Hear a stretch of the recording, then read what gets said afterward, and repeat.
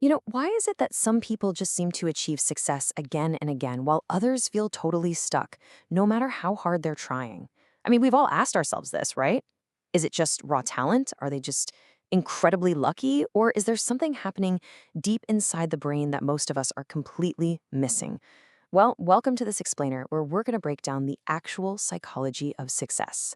So let's just dive right into this because what if I told you that success isn't really about working harder at all, but about literally training your brain differently? So, we hear constantly about hustle culture, right? This whole idea that if you just grind 24/7 and sleep less, you're going to make it. But science actually tells a completely different story. Success is deeply, deeply rooted in neuroscience. It's really about reshaping your neural pathways through your daily habits, not just forcing yourself to work until you're completely exhausted. It's those tiny, small mental patterns that you repeat every single day that slowly shape how your brain thinks, makes decisions, and reacts to obstacles. And the scientific bedrock for all of this is a concept called neuroplasticity.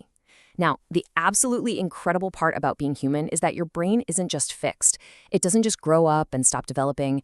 Thanks to neuroplasticity, your brain can adapt, and it literally changes its physical structure based on your repeated daily habits. That means those little mental routines you do every day, they are literally rewiring your brain for success over time. To make this super actionable for you, we've taken the sources and grouped 10 powerful brain habits into 5 core themes. 1. Rewiring your brain for success. 2. Systems over fleeting motivation.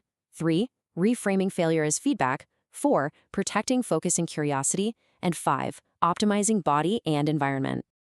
Okay, section 1, rewiring your brain for success by thinking long term. The entire foundation of a successful mind starts with a pretty major psychological shift. You have to step away from instant dopamine-driven gratification. So, picture two different people. The short-term thinker is always asking, well, what feels good right now? They spend their money today, they endlessly scroll social media, they're just chasing that immediate dopamine hit. And hey, our brains naturally love this. But the long-term thinker? They hit pause and ask, what's going to help me 5 years from now? They read a chapter, they practice a new skill, they save a little cash. Psychologists liken this to planting a tree. The short-term thinker just wants the shade today, but the long-term thinker plants the seed. They know they won't get to enjoy that shade right this second, but they know their future self is going to thank them for it. Moving right along to section 2, systems over fleeting motivation, which is all about building automatic routines. So, thinking long-term is fantastic, but honestly, it's not going to be enough if you're relying entirely on how motivated you happen to feel when your alarm goes off. Have you ever felt super fired up on a Monday only to be completely drained by Thursday? That happens because motivation is just an emotion, and emotions go up and down. Really successful people rely on building systems to fight off something called decision fatigue. Look, every single choice you make during the day drains your mental battery. But by creating automatic routines, like, say, setting out your gym clothes the night before or blocking out a strict study schedule, you bypass the need to make a choice in the moment. Your brain spends way less energy deciding and a lot more energy just taking action. And this brings us to a really simple truth. Small progress is still progress. Imagine someone cramming for 8 hours straight one day and then doing absolutely nothing for 2 weeks. Now compare that to someone who studies for just 1 hour but does it every single day. The consistent person is going to win every time. Why? Because your brain thrives on repetition. Small actions repeated over and over are what actually strengthen those neural pathways. You don't need these intense, rare bursts of effort. What you really need is quiet, daily consistency. Next up is section 3, reframing failure as feedback and developing the growth mindset. Now, what happens when things go wrong? Because let's face it, they will. It basically comes down to the sheer power of one single word, yet. Someone with a fixed mindset looks at a failed exam or a job rejection and says, well, I can't do this. I'm just not smart enough. But a growth mindset? That person says, I can't do this yet. People with a growth mindset don't view failure as proof that they aren't capable. Actually, they see failure as absolutely crucial neural feedback. It's exactly like a toddler learning to walk. Your brain literally requires the data it gets from falling down to figure out how to balance. So the real trick is how you respond to the roadblock. Instead of asking the incredibly unhelpful question, why did I fail? Successful people train their brains to immediately pivot and ask, what can I learn from this? That one tiny shift completely transforms a failure from a depressing dead end into active forward progress. It immediately shifts your brain into problem-solving mode. Which brings us to section 4, protecting focus and curiosity through managing attention. In our modern world, it's really not a lack of talent holding most people back. It's a lack of focus. Distraction is quietly robbing millions of people of their success. I mean, think about how often your phone pings, a text, a short video, an email. Without even realizing it, you are constantly task switching. And psychologists actually have a term for this. It's called attention residue. When you jump from deep, focused work to go check a notification, a chunk of your attention literally gets left behind on that notification when you try to go back to work. This tanks your efficiency and skyrockets your mistakes. Protecting your attention by putting things on silent and scheduling real deep work is absolutely essential because your focus is literally your most valuable resource. And right alongside fiercely guarding your focus is the habit of lifelong learning.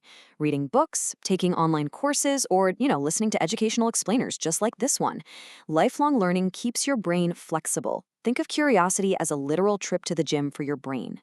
Every single time you learn a new skill, you are forging and strengthening vital cognitive connections. The second you stop learning, your brain essentially stops growing. Finally, we have Section 5, Optimizing Body and Environment, which is the foundation of performance. Look, success isn't just happening in some vacuum inside your skull, right? It's deeply tied to your emotional state, your physical health, and your surroundings. We all get nervous or angry or scared, but the difference is that successful people do not let those fleeting emotions dictate their major decisions. When you feel a sudden spike of panic or frustration, try using this incredibly powerful reframing question. What would my future self do in this situation? Doing this creates a vital psychological pause. It actually allows your prefrontal cortex, which is the logical part of your brain, to catch up, preventing a totally impulsive, emotion-driven reaction. Next up is curating your environment, because honestly, trying to rely purely on willpower is a losing game. Human behavior is massively shaped by what's around us. Just think about your social environment for a second. Are you hanging out with people who push you to grow? What about your digital environment? Are your feeds actually inspiring you, or are they just keeping you stuck in a trap of comparison? And your physical environment. Does your desk actually support deep focus? When you optimize your environment, keeping up good habits becomes almost effortless. But you can't optimize your environment without optimizing your own body first. Think of this as the brain maintenance formula. Imagine buying $1 million sports car and just never changing the oil. It would break down, right? Well, your brain is the exact same way. Sleep is not a luxury. It's literally the time when your brain locks in and strengthens memories. Exercise physically improves your focus. Proper nutrition provides the actual literal energy for cognitive function. And taking breaks? That's not being lazy. It is mandatory maintenance if you want to perform at a high level. Okay, so let's do a rapid-fire recap of what we covered in the explainer today. To truly rewire your brain, you need to think long-term, build systems, learn from your failures, protect your focus, stay curious, regulate your emotions, curate your environments, stay consistent, prioritize your health, and always, always maintain a growth mindset. Notice anything missing from that list? Yeah, there's absolutely no mention of extraordinary talent, perfect timing, or blind luck. Every single thing on this list is a daily choice. And those daily choices, they build on each other through the compounding effect. One tiny small habit, like packing those gym clothes or reading just 10 pages a night, eventually becomes an automatic routine. Over time, that routine naturally merges into your identity, becoming your lifestyle. And that lifestyle, which is driven by hundreds of tiny, consistent choices, ends up completely changing the physical structure of your brain and ultimately your entire future.